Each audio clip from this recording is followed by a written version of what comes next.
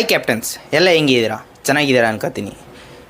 ಈ coin collection ಪಾರ್ಟಲ್ಲಿ ನಿಮ್ಗೆಲ್ಲರಿಗೂ ಗೊತ್ತಿರುವಂತೆ ನಮ್ಮ ಇಂಡಿಯಾದಲ್ಲಿ ಗಾಂಧೀಜಿಯವರು ದಂಡಿ ಮಾರ್ಚ್ ಎನ್ನುವ ಹೋರಾಟದಲ್ಲಿ ಓಡಾಡ್ತಾ ಇರ್ತಾರೆ.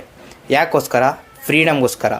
ಇದೇ ಥೀಮಲ್ಲಿ ನಮ್ಮ ರಿಸರ್ವ್ ಬ್ಯಾಂಕ್ ಆಫ್ ಇಂಡಿಯಾ ಅವರು ಒಂದು ಕಾಯಿನ್ನ ಇಶ್ಯೂ ಮಾಡ್ತಾರೆ.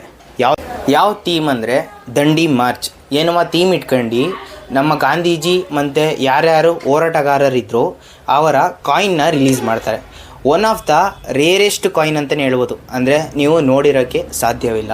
ಆ ಕಾಯಿನ್ನ ತೋರಿಸ್ತೀನಿ, ವಿಡಿಯೋ ಎಂಡ್ವರೆಗೂ ನೋಡಿ. ಈ ಎಲ್ಲ ಕಾಯಿನ್ ಬಂದು ದಂಡಿ ಮಾರ್ಚ್ ರಿಲೇಟೆಡ್ ಕಾಯಿನ್. ಮತ್ತು ಒಂದು 50 ಪೈಸಾ ಮತ್ತು ಇನ್ನೊಂದು 5 ರೂಪೀಸ್. ಈ ಎಲ್ಲ ಕಾಯಿನಲ್ಲಿ ನನ್ನ ಹತ್ರ ರೇರೆಸ್ಟ್ ಕಾಯಿನ್ ಅಂದರೆ 50 ಪೈಸಾ. ಈ ಇಂಡಿಯಾದಲ್ಲಿ ಮಿನಿಮಮ್ ರೇರ್ ಕಾಯಿನ್ ಅಂತಲೇ ಹೇಳ್ಬೋದು. ಅಂದರೆ ಮ್ಯಾಕ್ಸಿಮಮ್ ಜಾಸ್ತಿ ಮ್ಯಾನುಫ್ಯಾಕ್ಚರ್ ಮಾಡಿರಲಿಲ್ಲ. ಅದರಲ್ಲಿ one of the 50 paisa coin ನನ್ನ ಹತ್ರ ಇದು. 5 ರೂಪೀಸ್ ಅರೌಂಡ್ ಎಲ್ಲ ಸರ್ಕ್ಯುಲೇಟ್ ಆಗ್ತಾಯಿದೆ. ಆದರೆ ಅದರಲ್ಲಿ 3 ಕಾಯಿನ್ಸ್ ಇದೆ. ಟೋಟಲ್ ಓವರ್ ಆಲ್ ನನ್ನ ಹತ್ರ 4 ಕಾಯಿನ್ಸ್ ಇರೋದು. ಈ ಕಾಯಿನು 61 ಆ್ಯನಿವರ್ಸರಿ ಆಫ್ ದಂಡಿ ಮಾರ್ಚ್ ಅವಾಗ ರಿಲೀಸ್ ಮಾಡ್ತಾರೆ.